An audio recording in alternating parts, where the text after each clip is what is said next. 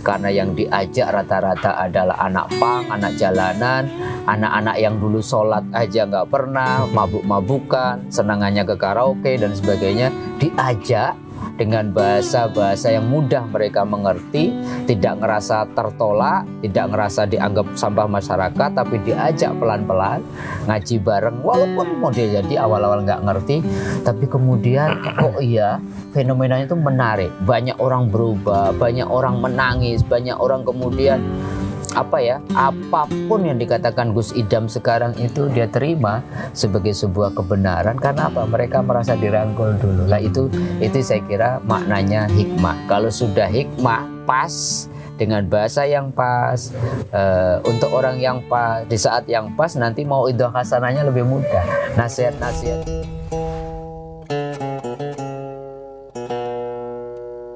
Assalamualaikum warahmatullahi wabarakatuh. Kita berjumpa kembali di channel Tauhid Cinta. Kali ini kita akan membahas mengenai dakwah yang fenomenal di kalangan milenial. Mereka yang hadir adalah bukan hanya dari kalangan milenial, tapi juga lintas agama dan orang-orang buangan, orang-orang pinggiran, dan bahkan orang yang tidak dianggap di masyarakat, bahkan juga mungkin dianggap sampah masyarakat. Yaitu dakwah yang dilakukan oleh Gus Ikdam. Nah, seperti apa dakwahnya dan apa yang bisa kita tarik dari model dakwah seperti ini? Kita akan bincang ini dengan Ustadz Mukhlisin Aziz. Beliau adalah pembina di channel Tauhid Cinta dan juga wakil ketua STAI atau Sekolah Tinggi Agama Islam Muslim Asia Afrika. Assalamualaikum Ustaz. Assalamualaikum warahmatullahi wabarakatuh. Nah, ini kan menarik ya Pak Ustadz ya, bahwa sekarang makin marak nih dakwah atau para milenial itu mengikuti penceramah-ceramah agama, pengajian-pengajian agama gitu ya. Salah satu yang cukup viral ini adalah Gus Ikdam ya. Nah, Gus Ikdam ini kan yang hadir itu luar biasa ya, ada pemabuk di situ. Ya. Ada mereka ya sebut saja sampah masyarakat gitu yang terpinggirkan, yang juga tidak dianggap gitu. Ya. Nah, apa sih yang menjadi magnet sebenarnya dari Gus Ikdam ini sehingga mereka rela hadir bahkan dari berbagai provinsi kan? Ya, saya kira beberapa waktu terakhir ya Mas Rifki, kita setiap melihat TikTok, melihat Instagram, melihat Facebook, melihat YouTube, itu kaget kita dibanjiri oleh fenomena Gus Ikdam, yaitu Agus Muhammad Ikdam Khalid, seorang dai milenial lah. Salah satu Gus itu sebutan anaknya Kiai di NU, cukup fenomenal. Sebenarnya ini sudah lama Mas Rifki. Beliau ini punya pengajian namanya Sabilut Taubah. Sabilut Taubah kok ya pas ya, namanya jalan menuju taubat. Dari tahun 2018 itu 7 orang dimulai. 7 orang ya, karena merintis gitu ya, pulang dari pesantren, dia pulang dari Peloso di Kediri, kemudian ke Blitar rumahnya, sampai kemudian dia menggunakan bahasa-bahasa yang normal lah gitu. Dia mengatakan bahkan dalam salah satu curhatnya, saya dulu itu pokoknya kayak kiai bener deh, ngaji itu dikit-dikit Masya Allah, dikit-dikit Qadarullah gitu, dikit-dikit pokoknya udah kayak wali dah kayak gitu. Dan ternyata nggak menarik gitu sampai 2 bulan. Tapi kemudian setelah itu dia memutuskan ya sudah, karena dia sering bepergian naik Vespa gitu ya, terus ketemu anak-anak muda dengan berbagai macam latar belakang, kok kayaknya dakwah saya harus saya sesuaikan nih dengan kondisi mereka. Akhirnya dia dengan bahasa-bahasa yang tanda petik ya, mohon maaf kasar, disesuaikan dengan jamaahnya yang rata-rata anak pang ya. Anak-anak milenial sekarang kita tahu sendiri Mas Rifki, kaget-kaget bahasa mereka tuh ya, tolol, bajingan gitu ya, gitu, anjing, mohon maaf dan sebagainya. Dan itu diterapkan, dan itu ternyata hari ini setiap malam Rebo sama malam Jumat itu puluhan ribu orang yang datang ke Sabilut Taubah ini, dan tetap dengan menggunakan bahasa-bahasa yang yang kasar gitu, tetapi semuanya hadir, semuanya merasa dirangkul, merasa diwongke, merasa tidak ada jarak dengan Gus Idam, sehingga kalau orang sudah nyaman datang ke satu majelis, itu kemudian pesan-pesannya mudah disampaikan. Gus Idam itu selalu menyampaikan dengan baca kitab, ya, persoalan-persoalan sepele yang kita anggap cuman ecek-ecek gitu, tapi ngomongin tentang sholat sunnah, ngomongin tentang sholat witir, ya, ngomongin tentang percaya sama Allah gitu, percaya sama bahwa semuanya itu kemudian kalau kita DP dekat-dekat sama Allah itu semuanya mudah, sehingga kemudian dengan bahasa yang bilisani qaumihi itu dengan cocok dengan karakter orang yang didakwahi itu kok ya pas gitu. Dan itu ternyata terkonfirmasi. Rasulullah kan juga mengatakan khatibun nas biqadri uqulihim, ya, sampaikan pesan-pesan dakwah itu sesuai dengan karakter yang menerima dakwah itu gitu. Sehingga kemudian mau dikatain tolol gitu, mau dikatain bajingan dan segala macam, itu kemudian mereka tetap hadir, bahkan di selasar kebun, kemudian di bawah pohon, kemudian puluhan ribu, Mas. Sekarang itu setiap hadir itu 60.000 orang. Belum lagi streaming dan sebagainya. Sehingga fenomena ini saya kira cukup menarik. Yang namanya dakwah itu kan bukan memukul, mestinya merangkul. Ya, dengan bahasa tentunya kalau yang didakwahi orang-orang yang kemudian sehari-harinya ngerasa dianggap sebelah mata, dianggap sampah masyarakat, itu Gus Idam bisa merangkul mereka. Bahkan Gus Idam mengatakan, yang penting aku njaluk tulung ya, aku minta tolong ya, yang penting istiqomah ya, setiap Selasa malam sama Kamis malam kesini, udah nggak usah pikirin yang lain, insya Allah nanti dekengan kita pusat gitu. Dekengan pusat itu insya Allah gitu ya, yang nolong kita itu pusat langsung Allah, semua nanti pasti aja jalan keluarnya. Jadi nanti kalau malam Jumat itu diajak istighfar bareng ya, kemudian diajak doa bareng, dan itu ternyata Mas Rifki banyak perubahan-perubahan tanpa harus kemudian dicaci maki, mereka kemudian disebut ahli neraka, tiba-tiba mereka itu berubah gitu pelan-pelan. Dulu zaman Rasulullah aja untuk menghilangkan kebiasaan minum khamr aja kan bertahap ya. Silahkan Anda minum, tapi dikasih tahu gitu bahwa minuman khamr itu ada manfaatnya, ada mudaratnya, tapi mudaratnya lebih besar.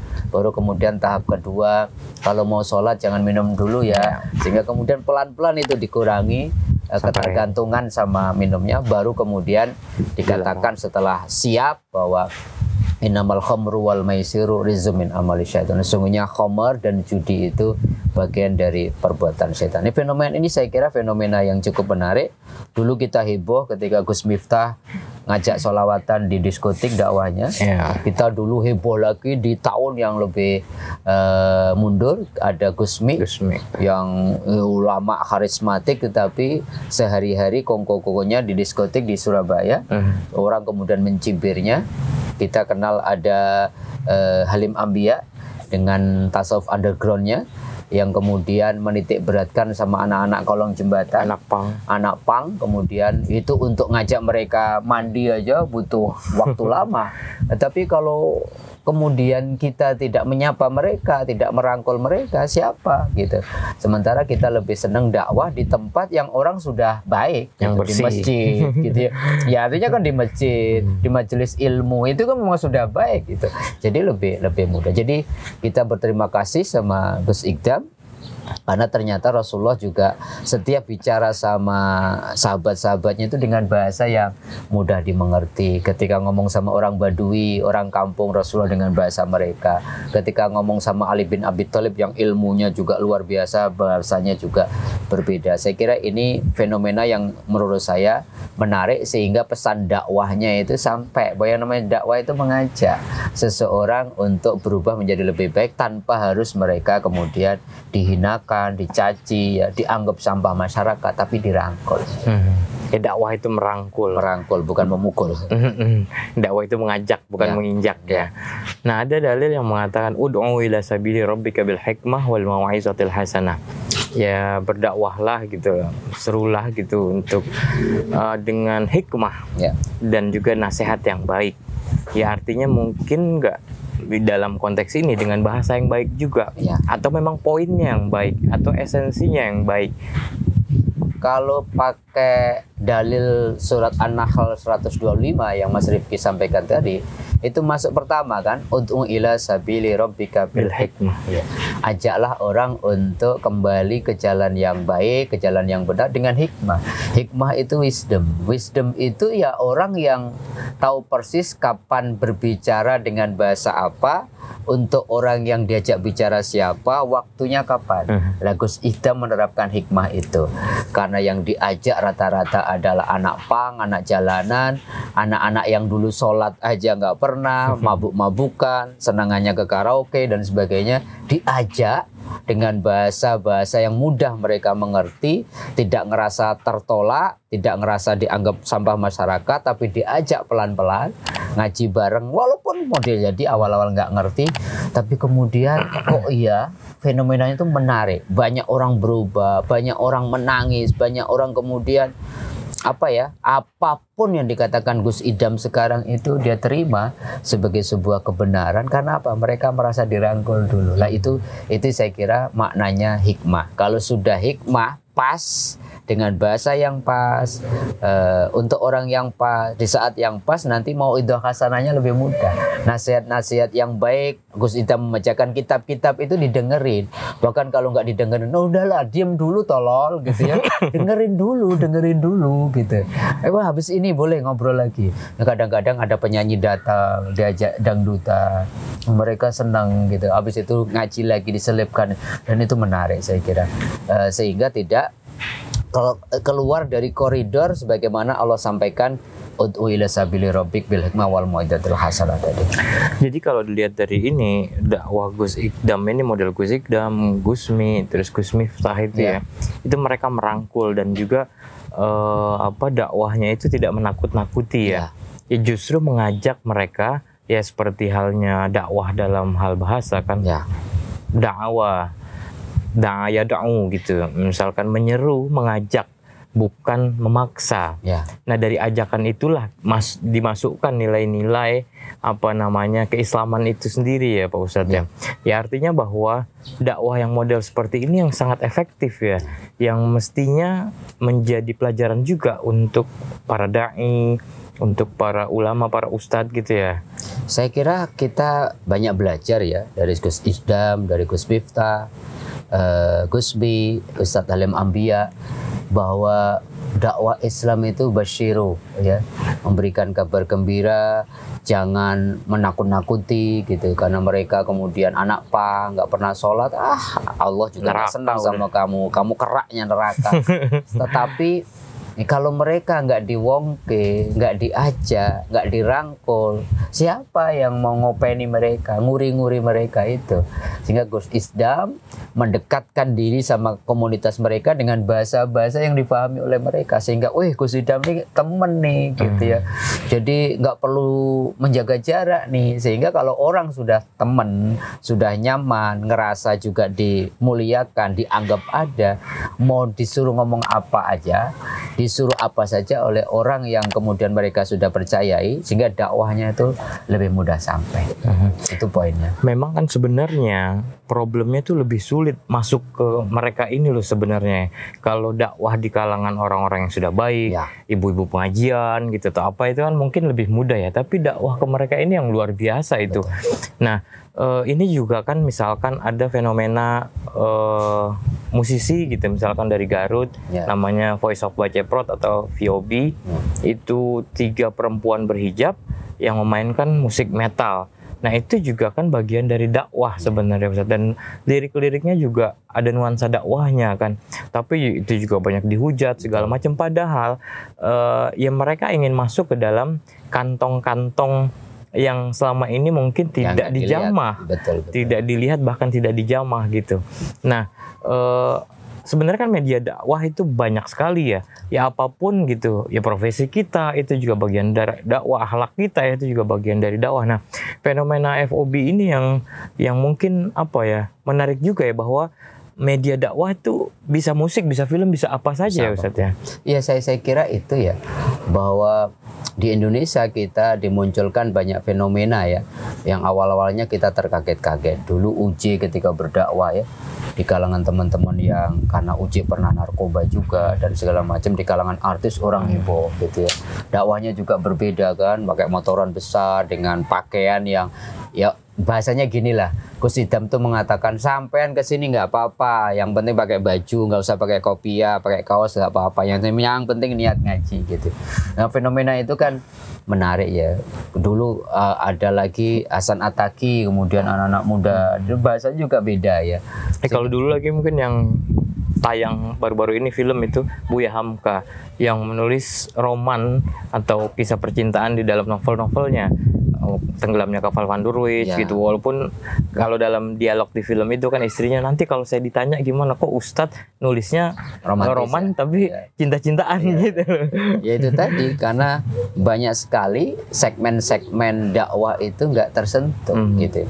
Dianggap dakwah itu ya tempatnya di masjid, di majelis ilmu, di pesantren, sehingga siapa yang mau kemudian mengajak teman-teman yang di jalanan, teman-teman anak-anak muda yang nggak punya kesempatan di pesantren, teman-teman yang kemudian sibuk hidupnya dengan bekerja dan sebagainya, sehingga fenomena mulai dari Gusmi, Uji gitu ya, kemudian fenomena bahkan yang lebih dulu kita kenal Buya Hamka, kenal kemudian Nabi Yasin nulis Al-Quran berwajah puisi, sehingga kemudian orang melihat keindahan mukjizat Al-Quran lewat puitisnya gitu ya.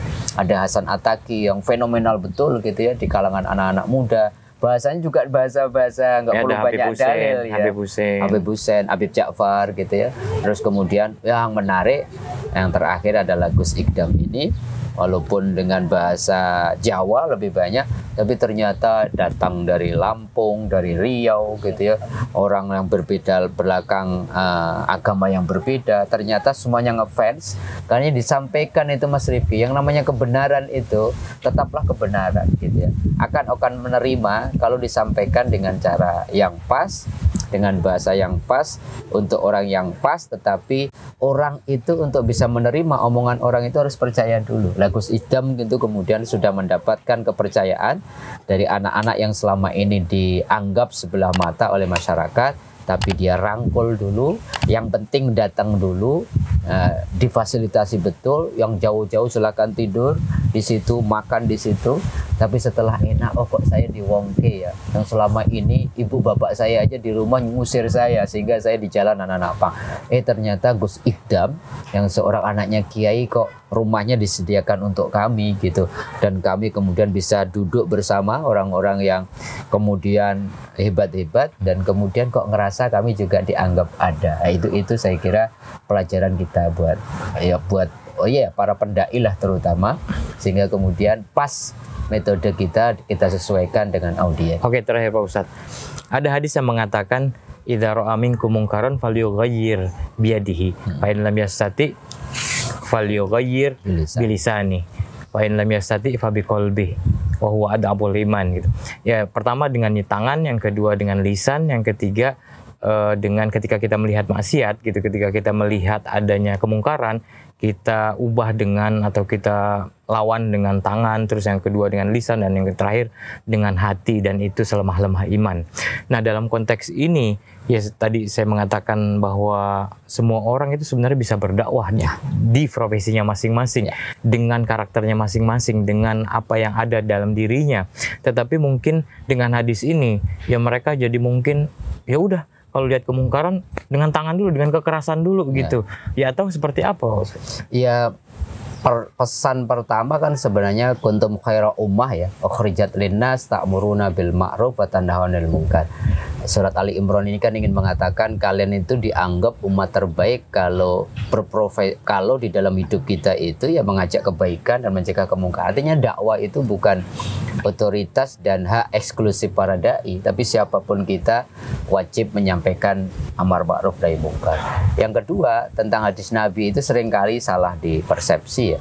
Hadis itu kan ingin membicarakan sebenarnya apa yang disampaikan Mas Rifki tadi.